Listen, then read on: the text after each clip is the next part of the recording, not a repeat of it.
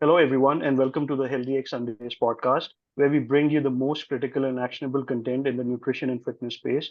I'm your host, Kunal Jain, also known as Veg Diet Coach. Joining me today as co host is Dave from Mind Muscle Project.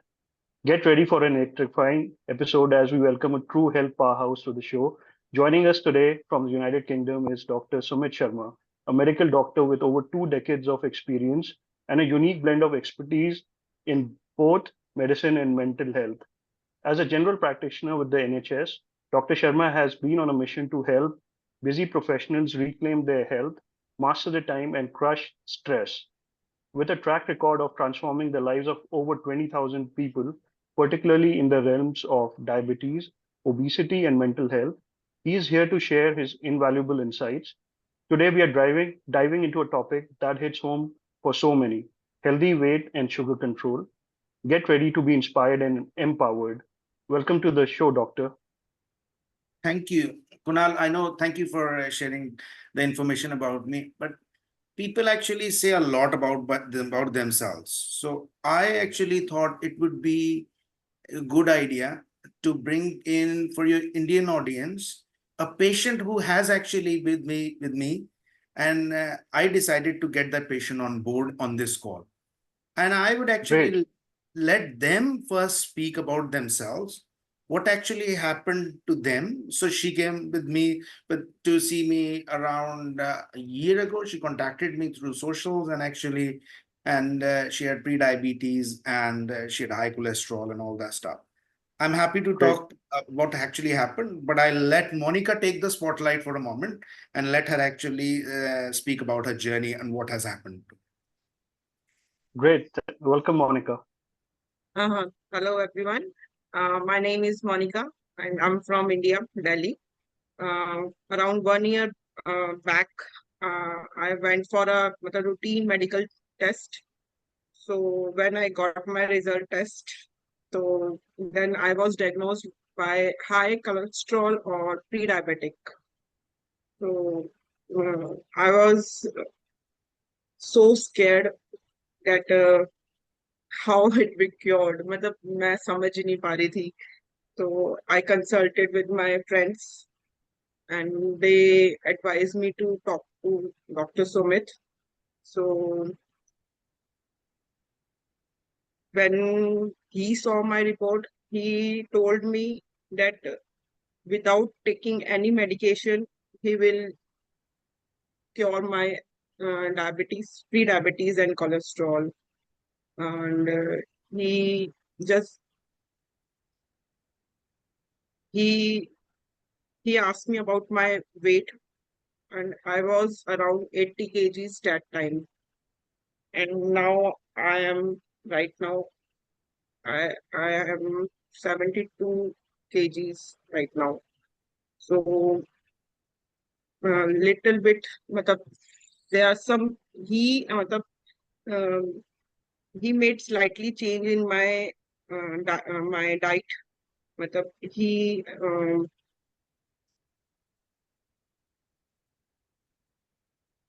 uh, sorry, I was black out. This is my That's okay. first That's time. No, okay. no You're doing worries. very well. Don't worry You're about doing that. great. You're Take your doing time. great. I was so scared of camera, and I'm camera shy person, so difficulty Yeah, to we talk all in are. We all That's are. okay. It just takes time. very difficult to talk. No worries. No worries. You're doing well. Just Um, tell us about your. as I am an Indian and pure vegetarian, so Right. but he advised me to take less carbs and high protein diet, high fiber diet, and Right. he advised me how to take how to take uh,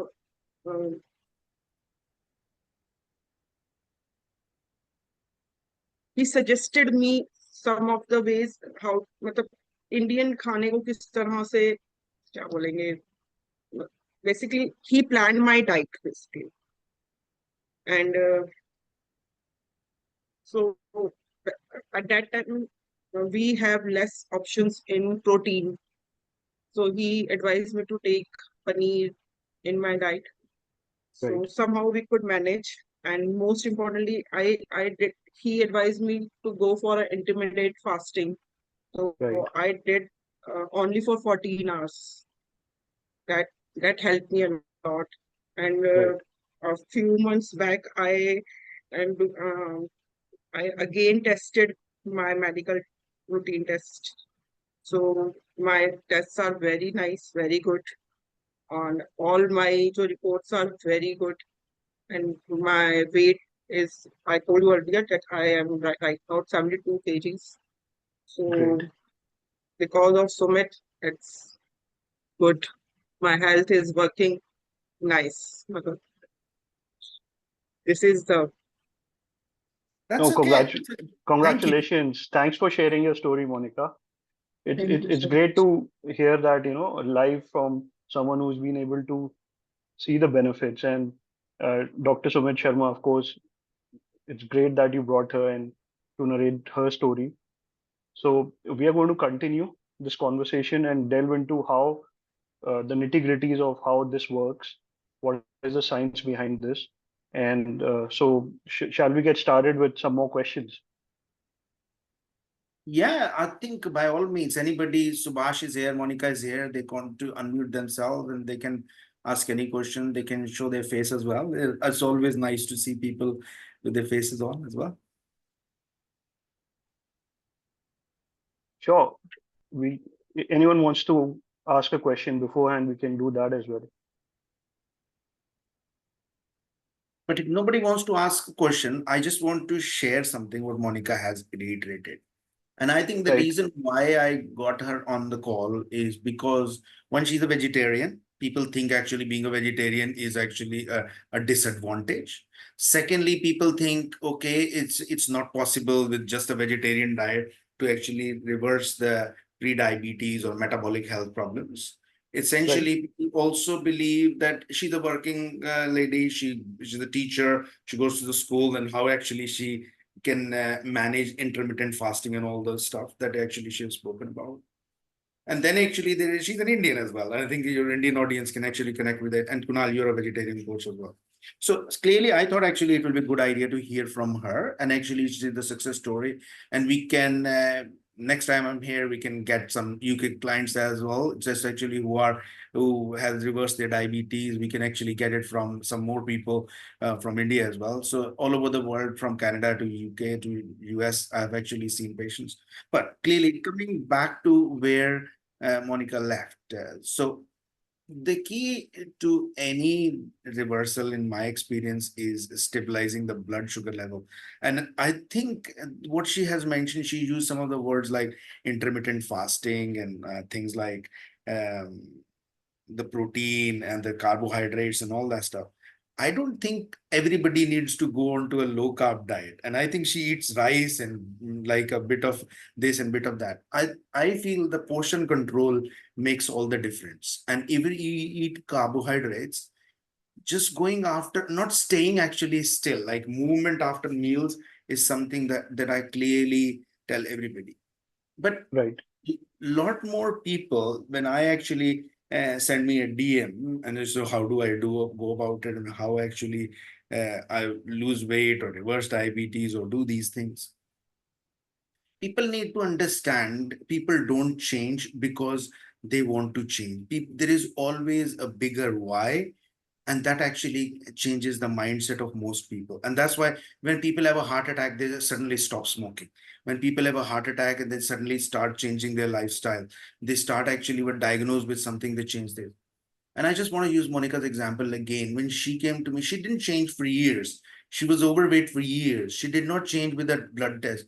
She was worried about the consequences that she will enter. I'm sorry, Monica, I'm just going to use the bit of personal example. So it's because her father was a diabetic and he had a kidney dialysis and he died at a young age of 60. So certainly, I think that changed her mindset, and that became a big why for her. When we talk about purpose, why we actually changed, this was her big why. And that's what Right. actually inspired her to make that change so fast, so that within 3 months she was able to deliver like She was from 80 kilograms, she was 76 kilograms, and she's sustaining that. It is most importantly thing is about sustaining that weight, sustaining that blood test, and not actually going back again where she was.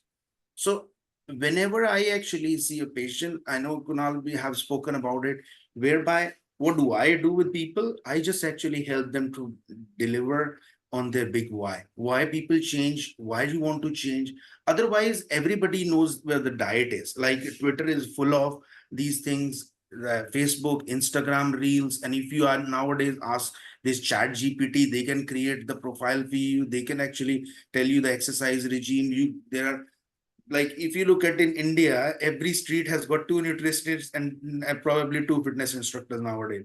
So there is a gym everywhere. But why people don't change is because they have not actually found out why they want to change. And this is what I deliver when I talk about why I do mental health and I do actually the diets, people come and it's say, look, diet, this, why you want to change.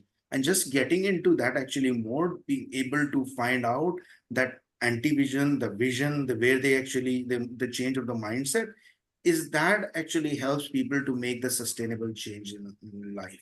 Whether it's actually they want to deliver on mental health or they want to actually go with the physical health side of things. Right.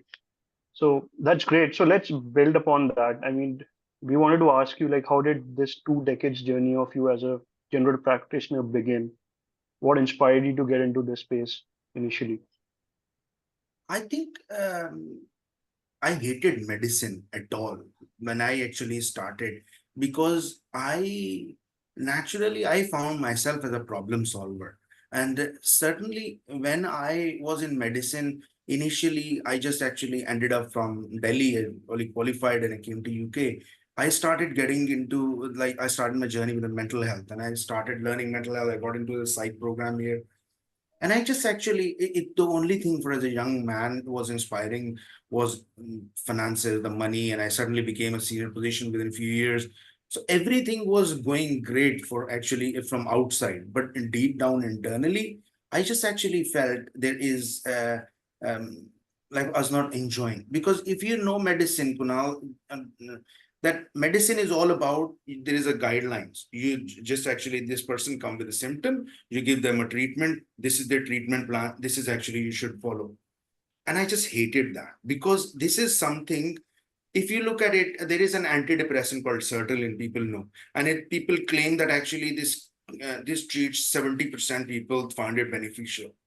But as opposed to that, if I actually drink water, 100% people actually find that beneficial. They hydrate themselves. Then why do we take a chemical which only beneficial in 70% of the people and causes side effect? So that just actually helped me create the curiosity that I have to target the root cause of the problem, rather than actually me just getting stuck in a medicine which is clearly about delivering antidepressants and all that stuff. So that made me move from mental health to medicine. So the general practitioner here in UK are like community medicine doctor. So they do a degree. So I started 4 years of degree. But then again, I I was again stuck in this medical practice whereby all about, okay, patient come with a headache, a migraine or something, and I'm just prescribing medication. But that led me to another step in my career, like studying nutrition, studying exercise medicine. So where do I actually go from there? And I was actually gaining weight at that time as well. So around 30, I gained weight. And I think that is the time, everybody goes through the transformation. And I just actually, by studying more deeply about metabolic health, it just actually opened the doors for me. And I just started sharing the information right down in England and all that stuff, like whatever I learned. And actually, people ask me, oh, how do you lose weight? How do you actually, all the time you're in shape? And actually, how come? So the Indian community in London started contacting and the friends and all that stuff. And that actually led me sharing the information over the dinner tables. And it just actually, one thing led to another. I ended up actually working with the insurance companies, and now in London, I write guidelines for people in the practice I am, how to actually manage the weight, how to actually manage your sugar levels, how do you manage this thing. But I think it's always, and I'm coming back to my first point, the one thing I have learned from people is, as long as your reason for change is important and helping people finding that reason is the most important thing. Otherwise, people get stuck into this mental fatigue. Shall I do this? Shall I not? Shall I do this? Shall I not?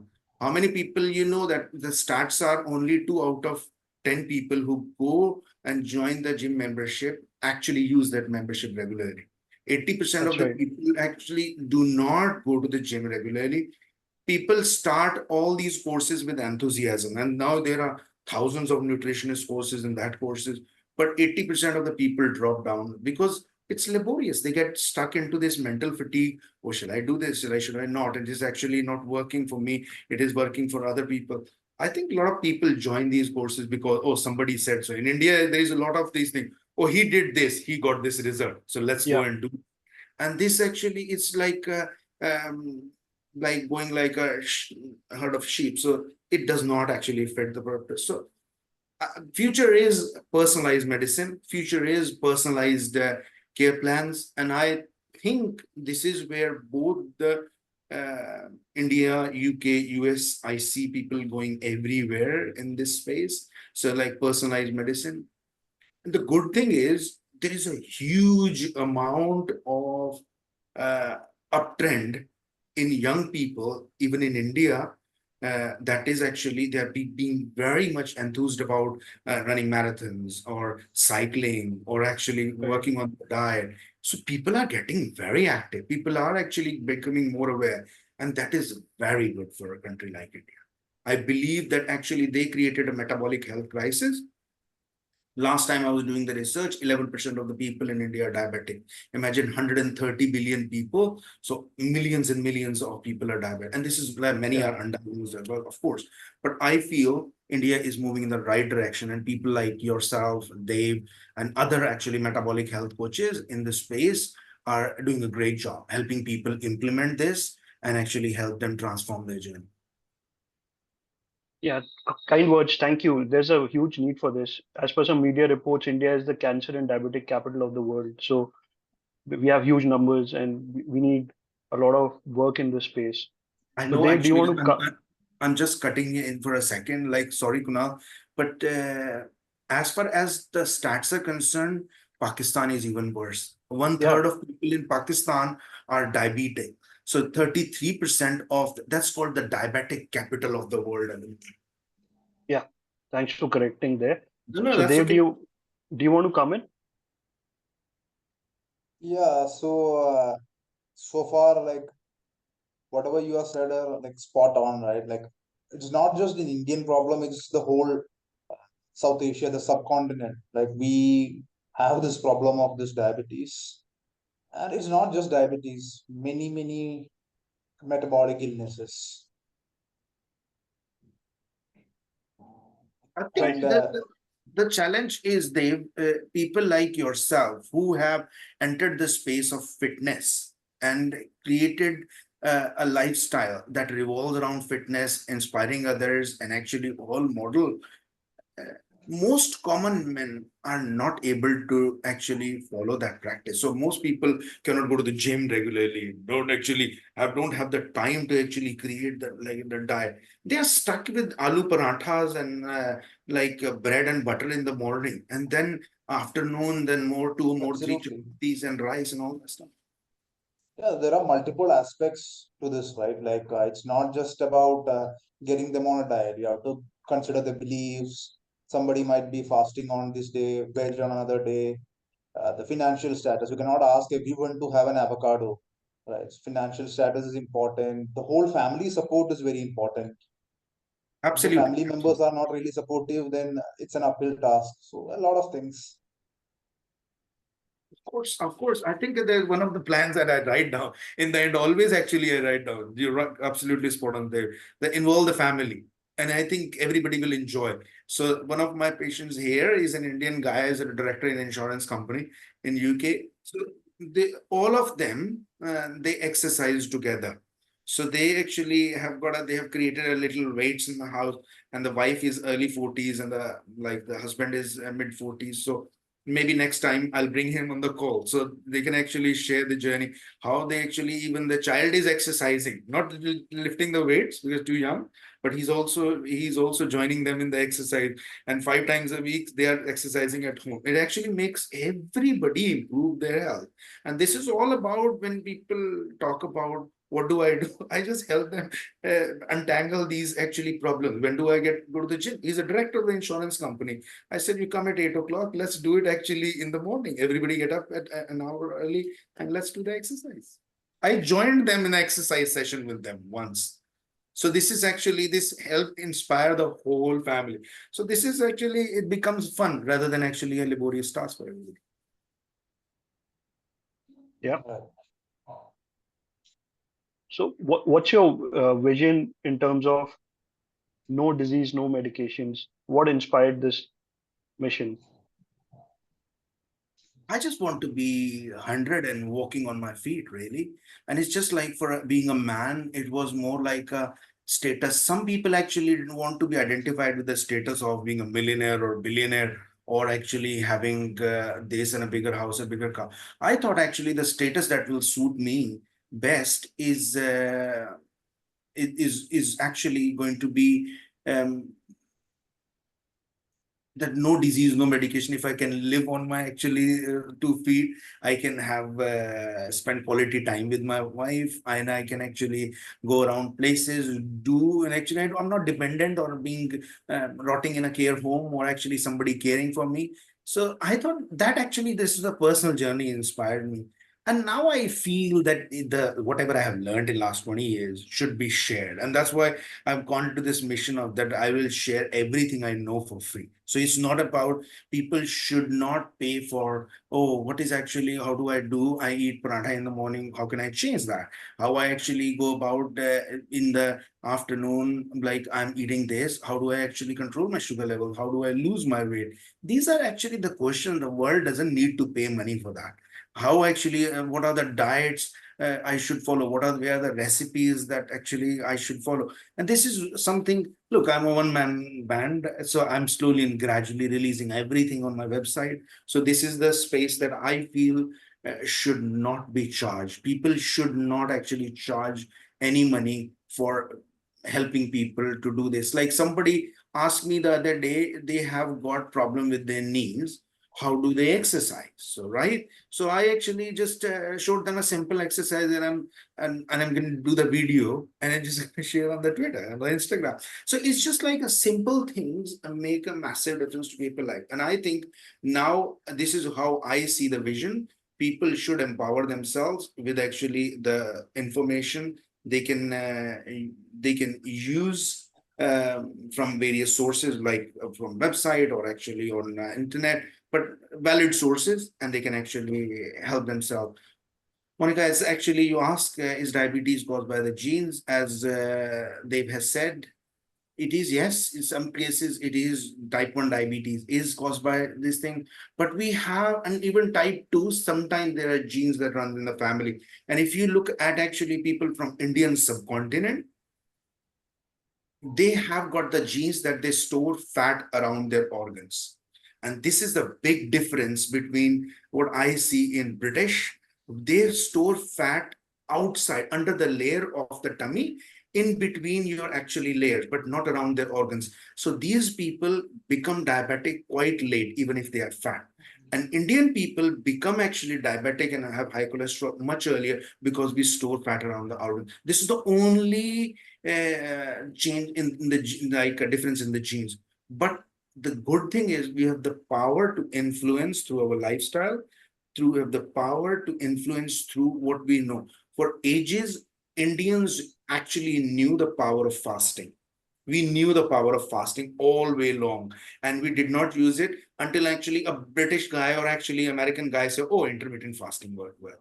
Dr. Jason Fung, who said, oh, the intermittent fasting well. But actually, we knew it all along. Like my mother has been fasting for years. Like she every 15 days, Ekadashi, she will do a fast. So actually, people have been fasting for ages, 1 day a week. People fast on. But the problem is, and we actually, our diets got corrupt when American companies came into our country, like the burgers and the pizzas, and our plate changed. And by changing the plate, and by actually staying active in now current world where we are sitting 8 hours a day, these are the two biggest thing anybody can do and influence their life. And people don't have to go to the gym every day. Even a 30 minutes walk after each meal has much power to influence our blood sugar and weight rather than actually spending hours and hours in the gym. I'm not saying discouraging people to go to the gym, but I think even if you can't go to the gym, if you can't do anything, a simple thing you can do, eat for 30 minutes, don't sit still. So I normally go to, like, after my dinner, I would actually go and do the household work. I help my wife to actually clear the dishes or do things. So 30 minutes, this help just actually becomes, it stops your sugar spiking at that. Okay. So do you want to elaborate on, as the topic is sugar control and weight control, do you want to elaborate on what practices do you think are the best for someone to achieve these goals?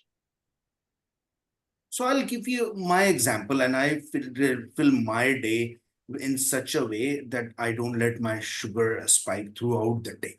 So it always stay, even if you do it at actually at night time, if you do it actually in the morning, it's always around 4.1 millimole, which is roughly around between 70 and 80 milligram per deciliter in Indian, if you look at Indian standards or American standards. The thing that actually I do, I'm 44. So what I actually started doing many years ago, I eat between 1 and 8, 6 days a week. Sunday, I don't care. So I'll have a breakfast with the family and all that stuff. So between 1 and 8 is my meal times. So I don't eat outside this window. I'll drink a lot of water and I will actually have black coffee. These are the two things I have it outside this window. It's vital that I actually stay because this takes my body into fat burning zone between around 8 in the morning till 1 o'clock. So I'm burning fat all the time. The key is I exercise in the morning in the fasting stage.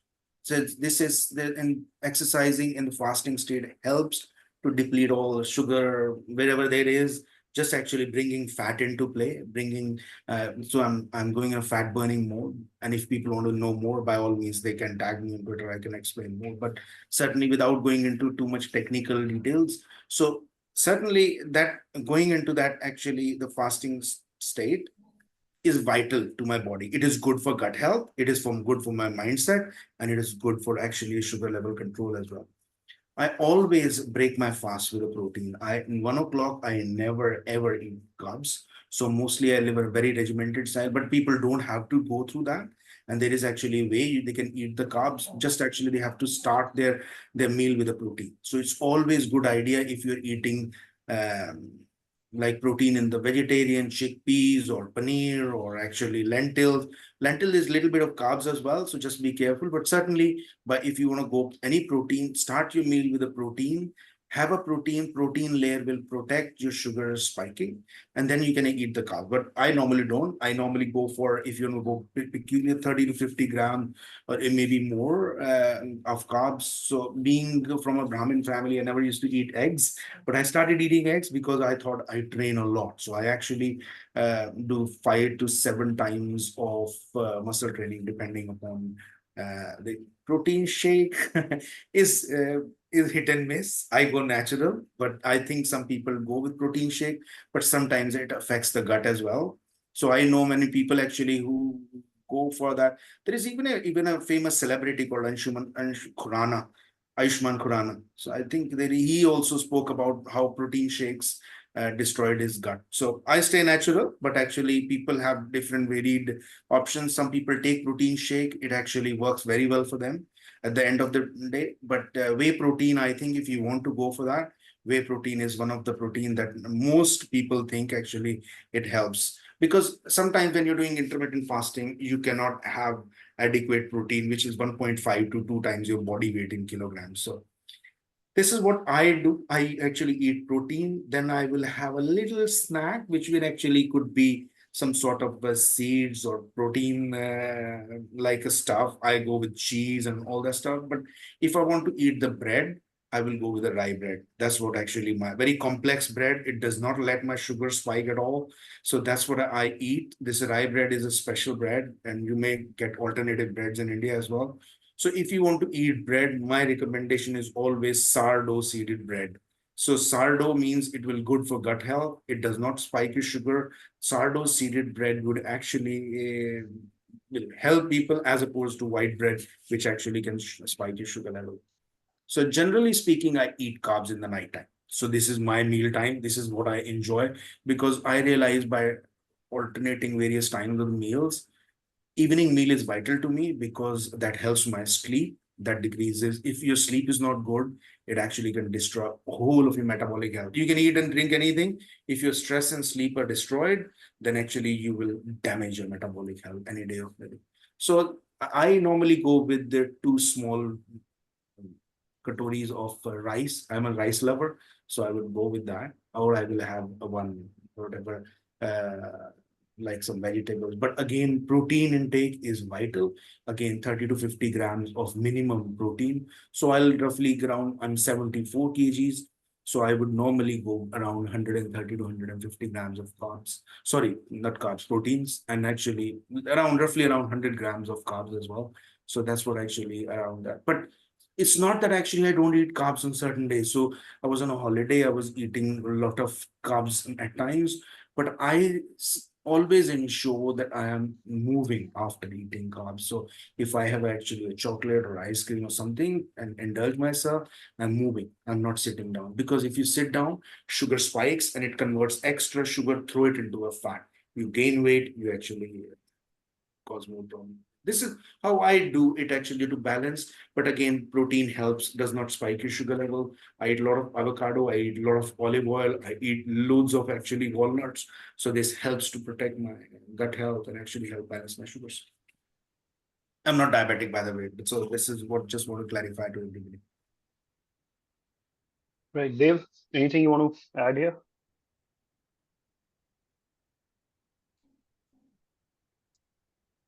Any questions, Dave, you want to ask at this point? About the protein shake part, it's a convenience option and it obviously has its pros and cons.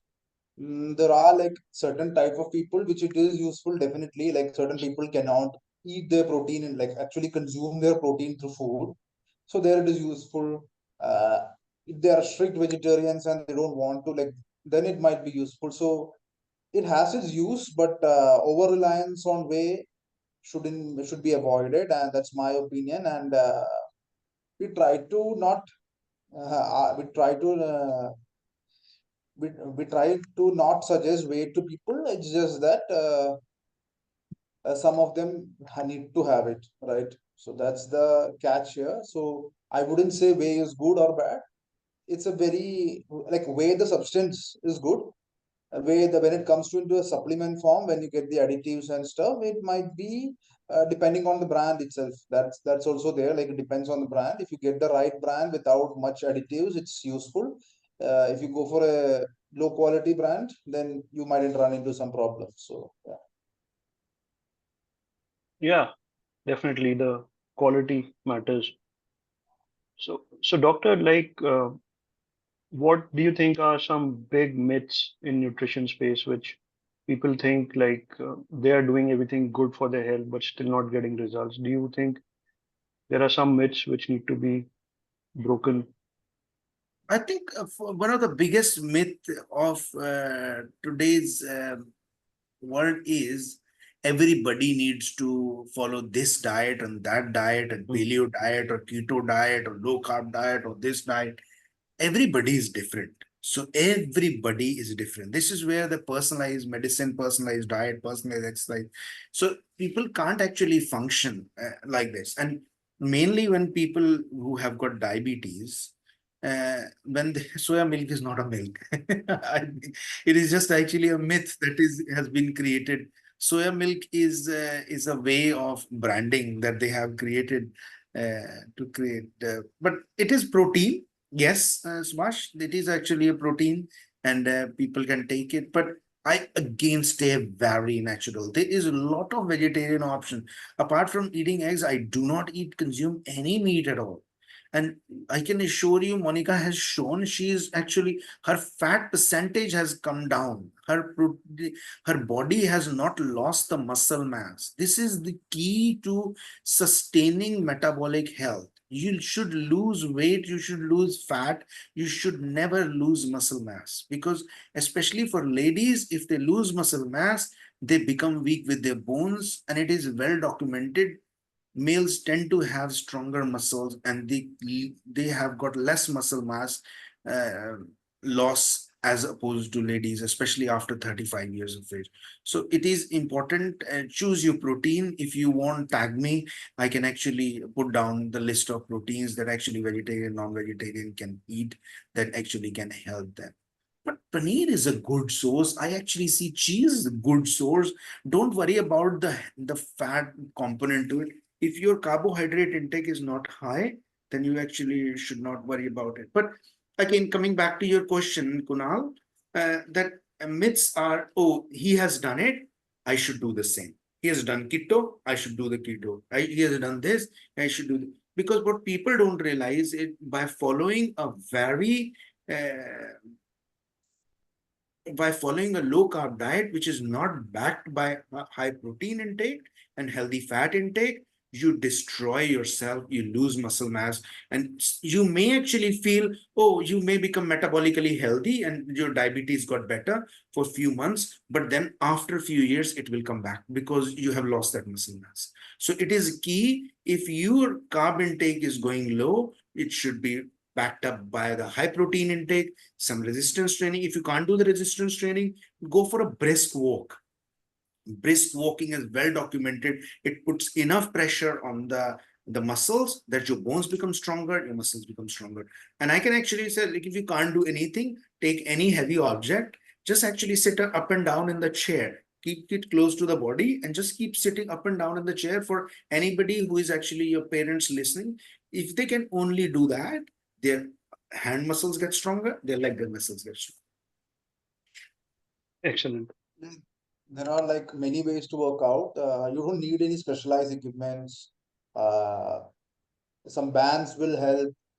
Body weight training. You can always use, like, you can fill up some cans of water. That will be a good weight. So there are a lot of ways to get that resistance training going, and you don't really need to have like a specialized gym, and like it's not compulsory for everyone. Right. So, doctor, what are your views on the sugar alternatives? Like in the market, we have allulose, we have monk fruit sugar. So people sometimes they have a sweet tooth. They cannot let go of, having sweet things. So they would look for some kind of a replacement for the table sugar. So what do you think people should do about in this? Apart from inulin, there is nothing that is actually is come close to any. I don't know whether it is available in India or not, and I can actually research and I can tell you. But certainly, most of these, the aspartame and Splenda and all that stuff, I would actually say don't go near to them, because currently what happens is, if you have any sugar alternative which is chemically made, if it is made naturally, then it's actually all good and happy. But if it is chemically made, what it does when you consume it, automatically your body does not actually, your blood may not recognize that, the blood sugar may not go up, but your body and mind realizes you have eaten something sweet, and your insulin still spikes slightly. And what it does over the period of time, I have actually shared on Twitter this research. 44% of the people become over the period of time diabetic just by actually using the sugar alternative. So it may not raise your sugar levels, but it does not do good to your gut health. It does not do good. But inulin is actually one of the only I can actually do the research if it is available in India or not. But I think that's the only thing I would say, just have it. But otherwise, it's called inulin powder if you want to have a look at it. Oh, that's great. We should look at that because right now what's getting popularized in the market is allulose, and there are studies supporting that allulose will actually help you lose weight. It will also reduce your insulin spikes, etc. So, I mean, studies only get revealed after many years, the damage they cause. So, going by your words, anything synthetic The made in a problem factory is is bad. I think the problem with lots of these things are they are marketed by all these companies which are actually who wants to make quick money. So something is it's a great alternative. People, uh, people, most people are trying to lose weight 3 times a year. This is not me, this is the research, right? So if you bring in anything that is related to the weight, related to the sugar, it sells in 130, like like 1.3 billion people, they will jump on it. And even 1 million buy it for 10 rupees, it becomes 10 million every day business for them.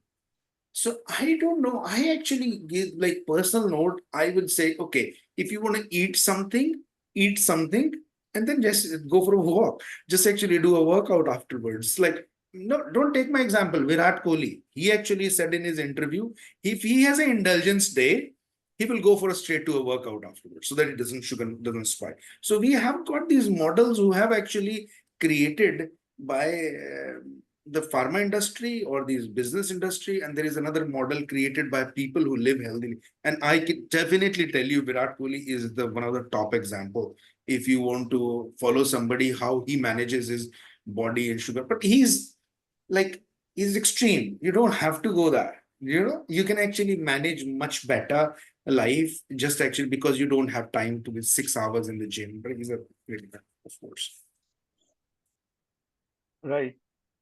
So I think Dave had some questions for you regarding mental health because you have expertise in that area.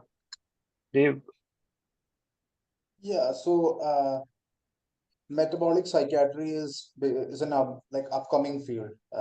There's a lot of research going on about the health benefits or the benefits by going on a keto diet and low carb diet and etc. So, can you explain how psychological and social factors, along with the brain structural changes, influence metabolic health? How is it related? Metabolic health and I think India is the one country where mental health of people has been extremely good for years. India is one country where the least number of mental health patients. And I'm not saying this myself, it's actually well known throughout the world. And there is one thing that actually makes a difference is the social impact. Connected families supporting each other, families actually sticking with each other. There's though now their families are becoming nuclear, but still people together. You go, oh, I'm going to this place, I'm going to that place, and people come and visit you. This connectedness is the most important thing in psychiatry, in my opinion. So before anything goes in, the healthy relationships makes all the difference. Coming back to diet, I think all the research I have learned, I have spoken to people, gone through the literature, this thing, it's all about the sugar spike. The more number of times your sugar is spiking in your blood, that actually affects the mental health illness. It affects the anxiety, it affects the low mood. But then you have to actually also see that people are talking about go keto. This will help your mental health. Of course, it helps the mental health. Go fasting and all of the actually makes the mental health. Because if your sugar is not spiking, you're less likely to actually have lability in the mood. Your mood will actually not change throughout the day. You will have a stable mood. And I think one has to understand these metabolic health and psychiatry and all that changes has been well known since 1930s or 40s when ketogenic diet actually cured people for epilepsy. And it is still recommended for the patient of epilepsy that actually they should follow ketogenic diet.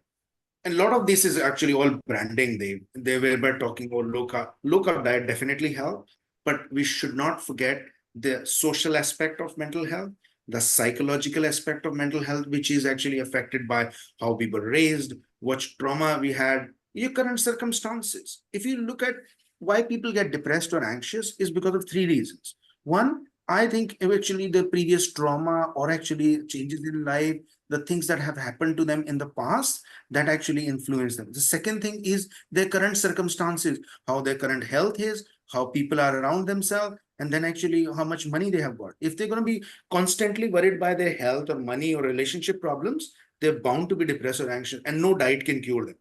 Guaranteed. No diet would actually cure. Or the third thing is lack of purpose. Sometimes people actually get depressed or anxious because they don't know where they're going. What are they doing? And actually they get stuck into this mode. Okay, what is my life looking like? What am I going to do actually? How many people have served? So this tends to happen more like later in years, like 50s and 60s, where they think, oh, I haven't done much in my life as well. So clearly diet has a role. Of course, I think if your sugar levels are not spiking throughout the day, I think it is good for mental health, but there are other aspects of the things that are mental. And India is in a very fortunate position. I think the one thing people want to take away is actually stay connected with your families. They are one of the most important things. And the better relationships you have got in your family, the better your mental health is going to be. Yeah. So Right. So, one, yeah, go ahead, go Dev. ahead. Yeah. So one Bread I question I referred, want. Subhash. So bread I referred was either rye bread or sourdough seeded bread. I can actually put down in the chat as well. So this will actually help you if you want to.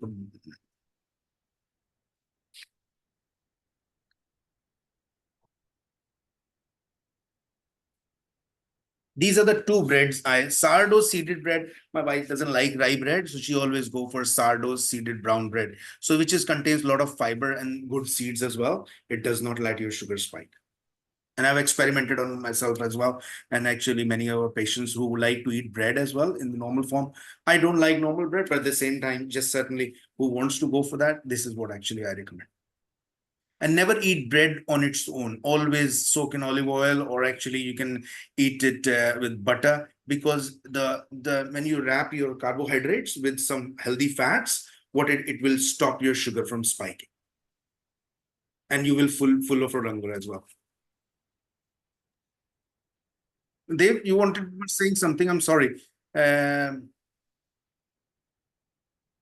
so what I wanted to basically ask is like, I'm hoping to ask this to every doctor who appears on this podcast, because I think this is an area which people are concerned about. So what is your take on cholesterol? Like, is LDL be something to be feared, or because as much output we get out of a doctor regarding this, that much better, that much confidence your average person will get.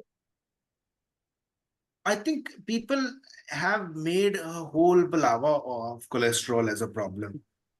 So the lower the cholesterol, of course, it is good for patients who already had a heart attack, already had a stroke. It's a good idea to keep their cholesterol under control, because they become a risk factor. For a general population and people listening to this, one needs to understand the normal reports that we get in the um, in the labs that we are getting, they're not actually complete. So there is an extended lipid profile which actually look at something called apolipoproteins, and they're much more adept and give you a much better report. But generally looking at cholesterol as on its own, I'm not worried if somebody has got only high cholesterol and they are actually doing all the other things that are right. They're not diabetic, they don't have high blood pressure. And certainly there is something called triglyceride. If people want to take away one thing, this is the number they should be worried about. This is a free floating fat in the blood, which actually can stick on and can cause some of the damage like blocking and all that stuff. So there is a way to actually decrease that. And I've just written a post 3 days ago, like how to decrease your triglycerides. Then there are actually something like LDL cholesterol, HDL cholesterol, total cholesterol. But more important thing is decreasing the inflammation in the body, which is all down to the sugar levels, and is all down to actually how you're managing this thing. But I don't get worried about cholesterol. You need cholesterol for the hormones, you need cholesterol for the membranes of the body, you need cholesterol actually to do a lot of functions in the body. You should not be afraid of cholesterol. And that's why I always say, don't be afraid to eat the fatty foods, which are good, like avocado and olive oil and walnuts. And don't be afraid of those. But actually, people should be afraid of trans fat, like don't go near the McDonald's, which actually people talk about, that contains a lot of really bad fats. Yes, there is actually a role to play in blocking the arteries, but you can easily don't get worried about cholesterol. As actually, this is one thing I would say, don't be worried about eating fats, especially the healthy fats. Yeah, you But wrote about eggs also. Pardon?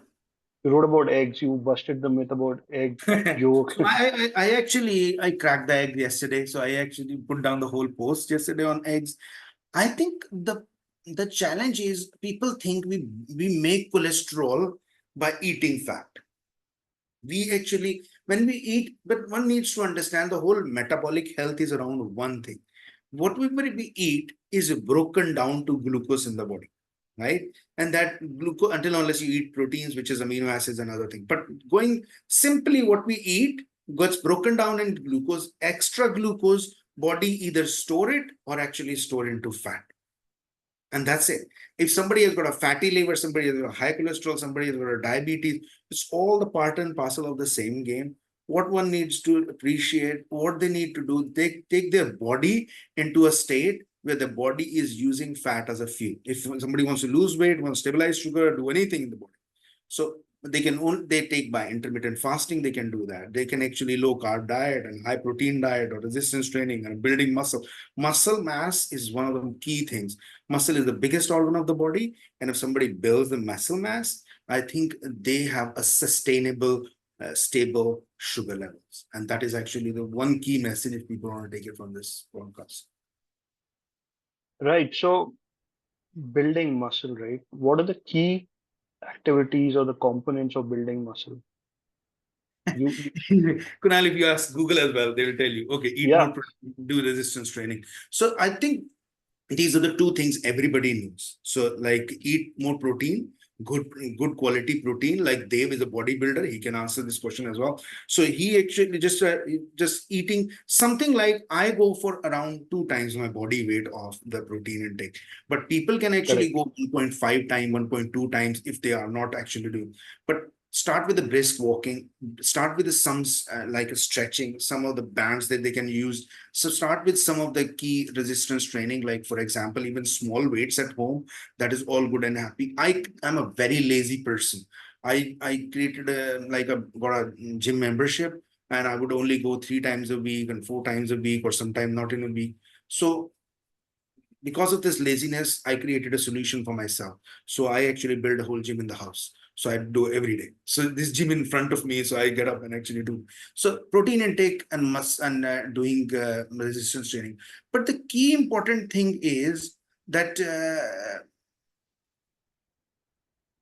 I'll come back to that, Monica, in a second. So what key important thing is your sleep and the stress management. So if your sleep is disturbed, you will never build that muscle. If you're stressed throughout, there is a hormone in the body called like cortisol. So this Yeah. is something which actually will always affect your sugar levels or like prevent your muscle mass. So clearly you have to see these are the small things that we actually forget about. And one thing is vital to every Indian is vitamin D, that they should not ignore the importance of vitamin D, which is good for muscle building, and it is also actually good for gut health, and it's also immunomodulator that helps your immunity. So one needs to understand these are the things that this is a complete cycle. You can't actually say, oh, I eat protein and I could build. You will build some muscle mass, but again, what you will actually do is you would it's not going to be complete cycle. There will be some muscle loss. So you need to actually have vitamin D, good sleep, manage stress, and that's how actually it works. Right. But to get good metabolic health, building muscle mass is paramount. That's the key message here. I think it is key, but you don't need to be a bodybuilder. One Yeah. needs to understand. Don't need all these fitness guys and gurus they're talking about. You build a six packs to have a good metabolic health is rubbish. You can have a sustainable muscle mass, and it's different for different people. So something one needs to appreciate, muscle mass is good, but overall your body also depends on how much fat percentage you got. So my fat percentage rate stays around 17%, but one needs to actually say under 20 is good. I'm trying to take it to 12, 13, whatever actually best I can do.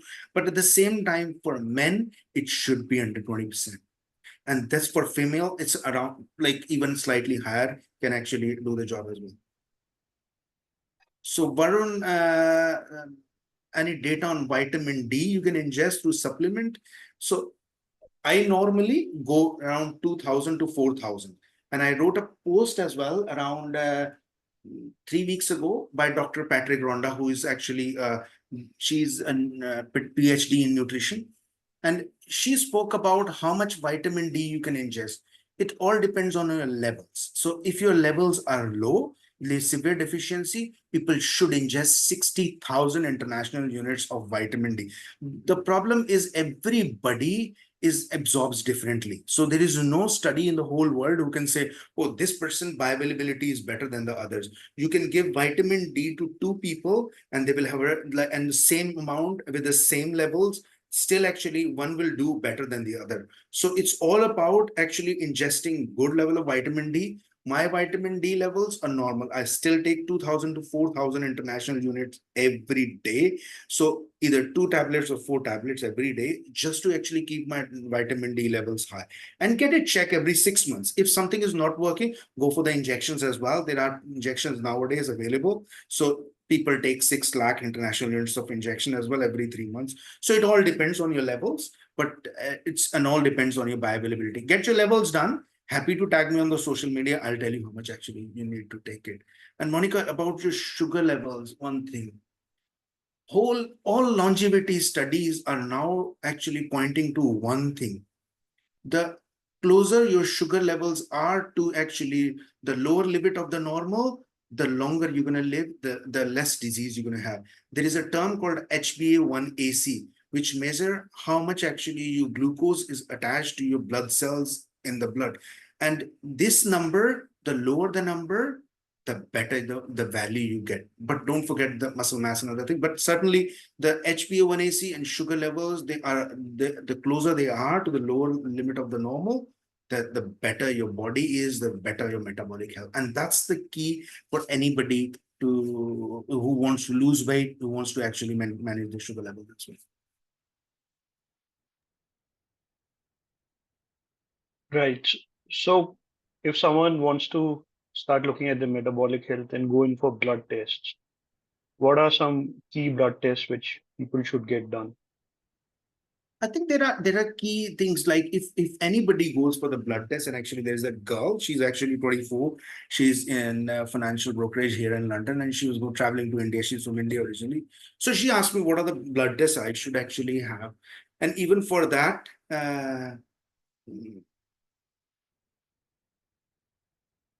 why don't you actually drop me an email? I'll put down my email. I'll happily actually tell you which, if you know your numbers, happy to actually share with yourself as well. A lot more and information at depth. So this is my email as well. So clearly, we were talking about blood tests. So, the blood counts, your full blood count, and also you're looking at your kidneys and liver and all those things are standard. But for anybody, especially ladies, it's vital to have a thyroid function test. For men as well. So have a thyroid function test, that is vital. Then I always actually, if you are an Indian, I would say over 25, you should always have a cholesterol test as well. It will give you an indicator that you're accumulating fat or not. Then you go for HbA1c, which is, again, as I said, it's the blood sugar attached to the blood cells. They measure it, and it gives you an accurate reading how your sugar levels have been for the last 3 months. So you can do fasting glucose, but actually it does not add much value, but you can always go for fasting glucose. There is a one test that is vital, and you can predict how somebody is diabetes or not diabetic years before they become. It's called fasting insulin. It's extremely vital test. If somebody wants to do it, this will actually help you to understand how your metabolic health has been. And there is a patient who has come in and actually just asked me, DM me on Twitter, and he has got a fatty liver. And I said, just go for your fasting insulin test. His fasting insulin is around 25, which is high. It's pretty high. And he's saying, oh, I don't have anything. I said, just go for a HbA1c. It's actually pre-diabetic. He didn't realize that. He just was picked up. So you can easily predict a lot of metabolic health problems by doing this only one test called fasting insulin. It's so key. Just do it. Everybody should do it. Then I always go, because Indians, a lot of vegetarians, people should go for vitamin B12, people should go for vitamin D, people should always actually check the folic acid, iron, especially for the ladies. So these are the key tests that actually people should do. If they want to know more about their body and metabolic health, they should go for a DEXA scan. And I'm actually raising a very expensive test, but I think again, this not vital, but if you're really getting into fitness and knowing really about your metabolic health, it helps to understand how much your fat percentage has been and how much actually your muscle mass has been. So clearly there is no upper limit of muscle mass, but I think fat percentage, if it's 20 and lower, is good for especially men. Female actually can be around 25. That's not a problem. How about visceral fat? What percentage should that be? The visceral fat is actually not something you will see from outside. Only a Right. DEXA scan actually you can indicate. So if once your fat percentage goes around 15%, you lose all the visceral fat. There is nothing. That's why people get six packs around 13, 12%. How much percent Dave can tell? He has got six packs. So how much fat percentage you got there? You're on mute. Mute. Yeah, I haven't got a chance to check recently, but somewhere down the line, it was around, I managed to get it down to 12. So 12 is something that I try to hit, because anything further requires more efforts, and that would be a little harsh on my lifestyle. So that is a good number I try to. So it lower fat, so very low fat will affect a lot of hormones in the body as well. So you have to establish, and that's why a healthy, like people generally 12-13%, you will see their fat. They will start having six packs and a lot more definition to the body. A lot of bodybuilders, they build muscle and they decrease the fat, and of course they do a lot of fasting, and they would do actually water. They will not drink water, not salt. So just to get the definition, but don't get fooled by that. But certainly fat percentage can only be measured by DEXA. Visceral fat, you can't measure from outside. Some people can be slim as well, and they will still have visceral fat. They're called skinny fat. So they will look slim from outside and they will still have visceral fat. They're still actually at risk of metabolic health. In fasting insulin, sorry. So just winding up the point, like people these days do something called, they have these equipments in the gym where they can measure the fat percentages, right? Like so I just want to tell you folks that it is not accurate. Like this impedance machine where you hold some this thing and it measures basically the resistance in your body, and so these are not accurate. But what can be useful is that if you are using the same machine over and over, you get a general trend. So you get the trend, but don't be fooled by the actual numbers. I wouldn't take those seriously.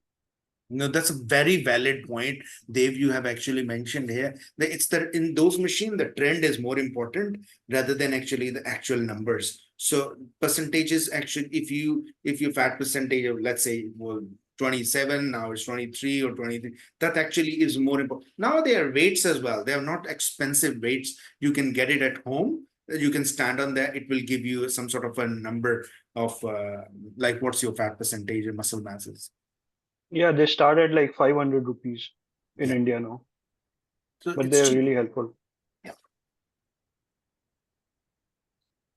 I think we've covered major of the questions we wanted to ask. We wanted to keep this very general, for everyone who's starting to look at their metabolic health, who's struggling with any problems, lifestyle problems. So this session we wanted to keep very simple, and maybe we can have another session on another advanced topic. But before we wind the questions, so what is the future plan? What look like in for you? Like, what are you planning next? So I think I never done socials in my life, and I started just like somebody inspired me to just come out, because the work that has been reaching was one-to-one, and somebody inspired me just actually go on social and start educating people. So the future for me is education. And whatever I have learned, I just want to deliver people, and I want to actually just give it to people for free. So it's me, just I started on Twitter because I'm being a shy guy and I can't actually face that much of a camera. So I started my journey by writing and documenting everything I know. So I choose a topic whenever I write on Twitter. I just choose a topic That is somebody, my patient asked me the question, or somebody has a DM me. So are eggs good for you? Somebody asked me last week, and I thought, okay, let me write a thread on that. So I wrote a thread yesterday. So it's all about real patient consultations that brings the topics in. Yes, I have decided that I'm going to go on Instagram. Being actually, it's tough, even though facing a camera. So I'm going to go on Instagram, and certainly on my website, I'm releasing some of the stuff in next few weeks. So clearly, the first in line would be any diabetic can go and check their reversibility scorecard. So just actually it gives them the idea where they are. 70 and over is actually generally is based on research of lots of patients. 70 and over is a very easy task. You can do it in 3 to 6 months easily, diabetes remission. And under that, it requires a lot more actually like muscle building and other things. But clearly diabetes scorecard, then there is actually something called happy to release recipes, but I just feel recipes are laborious and task oriented. So you have to cook and do that. But general principles is something that I'm releasing for free. What other people can do if they want to do it. Like, for example, if I eat, let's say, vegetables and actually lentils and rice, if I eat rice and lentils first and a little bit of vegetable later, that will actually spike my sugar levels more than if I eat lentils, then eat vegetables, and then eat rice. So this will not spike my sugar and may not spike at all. So certainly a diabetic patient came to my house, and actually she was eating rice and lentils. And I said, look, why don't you just actually, she said, my sugar will be higher, but I'm enjoying it. She said it will be 20. I said, look, just let me sprinkle some olive oil on the top. And actually, so I just sprinkled it and I mixed with it. She actually ate it, sugar levels were 10.1. So these simple hacks can make a lot of difference, because the oil covered will not let the rice digest pretty fast. So it will actually help to not spike the sugar. So these are the things that I am releasing. These are the things that are, without going into nitty-gritty, the free. And certainly the future from me looks like the service to people. So where I can actually reach more and more people, and especially Indians. So for me, I have stayed 20 years in UK, but I want to reach Indians all over the world. And how can I empower them? That's what it looks like. That's really amazing and commendable. And thanks for sharing all this today on this podcast, Dr. Sumit Sharma. Thank you. It's amazing. We are going to keep an eye on your website, drsumitSharma.com. We're going to be looking out for those tools and all the information you're going to disseminate for free to help mankind. I mean, it's really commendable. No, but I I think mean, yeah. Dave and Kunal, like, clearly you stuck chords with me, and now actually I enjoy what you guys do and create for the people as well. So more than happy if people want to ask any questions. They don't need to hesitate. They don't have to pay money or do things, or actually they can just without hesitation actually drop me a message. I'll be more than happy to answer the question. If it's a medical question, generally what I do, I will convert that into a information and put it as a thread on the website or an Instagram post, so that does not come across as a medical advice on the social media. So clearly, if somebody wants to connect, they can connect, and I'll be more than happy to come on the podcast again if people actually think that will be valuable to them. Of course, and it'd be an honor for us, to host you again. With that, I think we can open the questions. We have a few guests on the show, and Dave, go ahead. If you have any questions? Yeah, we can take the questions now, and it was a very good session so far, very informative. So let's get going with the questions, I guess. Right. So there was one question. One Mr. Mandeep Kalra, he said that when he started low carb, high fat diet, within 2-3 days he got irregular bowel movements. So what could be the reason? Usually it happens when people move from one sort of diet to other. What are your So thoughts on that? So the key is, it's all about, people needs to appreciate when you are going from any diet to any diet, what tends to happen, it is actually your body takes time to adjust. So it's not just about, when, let's say, for example, somebody is going on this diet like high fat, low carb diet. So it changes the how your fat is digested. You have to appreciate, let's say, for example, a lot of fat passes in the stools as well. So not everything is actually digested. So will pass on and it will actually cause the loose stools. And then there is a changes to the gut bacteria as well, which actually lead to. And then there is also, people have to appreciate lack of fiber in the when you eat such diets. And then there are some intolerances as well. So it's all depends how balanced your diet is.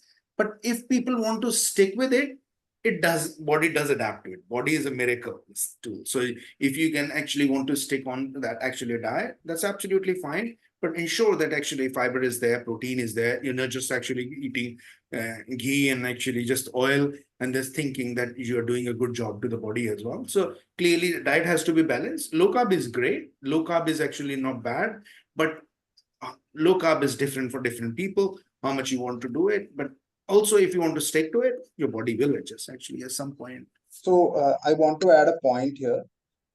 So one thing I've noticed is that people actually think they are doing a low carb, high fat diet while they're actually not, right? So I see this, somebody might see something on social media and they start doing it. Say somebody might see about the carnivore diet and they start, by the some uh, folks in the West, and they start doing it in themselves. And the difference is that if you are not doing this using red meat and your protein source is something lean like chicken breast, then you are not actually getting into the high fat zone or like adequate amount of fats. And that is when this kind of constipation, and this is something I have noticed, like people, yeah, they are getting protein, but they are not getting sufficient fats if you're going on lean sources like chicken.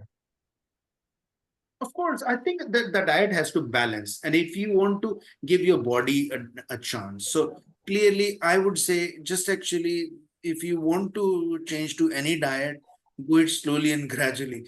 When people start keto, many of them feel tired as well. So if you eat low carbs, try it actually for a few weeks. So you will start feeling tired. Give your body time to adjust. So when I started it, I used to get very tired. Nowadays, I can actually I can do 22-hour fast. That is not a problem. So it does not do anything to my body. But you have to go slowly and gradually. Eventually, body returns to a state where you're metabolically flexible. That's the term where people use it in medicine. So you are able to actually fast for longer and actually eat low carb diet and actually still not feel tired. And again, if your blood sugars are stable, one thing I have noticed in most patients, they say, "Oh, I feel good with my mental health," and also they feel very energetic, so they don't feel tired as well. Fatigue is one thing. If you are fatigued, that one of the very common reason is sugar spikes. Your sugar actually goes up, your insulin brings it down, and your sugar crashes. It keeps on happening throughout the day. Right. So our guests on who are listening in, do you want to ask any questions? You can unmute yourself or type your question. I think we are And 15 minutes over. Yeah, go ahead, Monica. uh, I want to ask, why don't people take diabetes as seriously as they do any other disease? मतलब So diabetes को लोग if I may seriously नहीं answer, लेते. if I may Okay, answer, I just posted about this like 2 days back. I just okay. posted about this 2 days back. So the thing is, right, people don't see diabetes as a serious issue. Like there's no danger, there's no immediate danger. But people fear cholesterol because they think, oh, suddenly I'm gonna get a stroke. But there is no danger as such for diabetes. They don't believe that something instant can come. So that is one of the reasons I find that people are ignorant about diabetes. Yeah, that's I, true. I think diabetes itself, people are getting actually, I think, aware. More and more people are getting aware nowadays. And I see a lot of Indian population getting very enthused not to get diabetes, get fitter and all that stuff. But clearly it's down to the bad education in the media and the press that has happened over the years. People say, oh, cholesterol is bad. So you should actually cholesterol it. And this will be a thread I will write down possibly in next few days, why cholesterol is not bad. But cholesterol is bad and we should avoid cholesterol. We should not eat fatty stuff. And that's what actually is down to the education.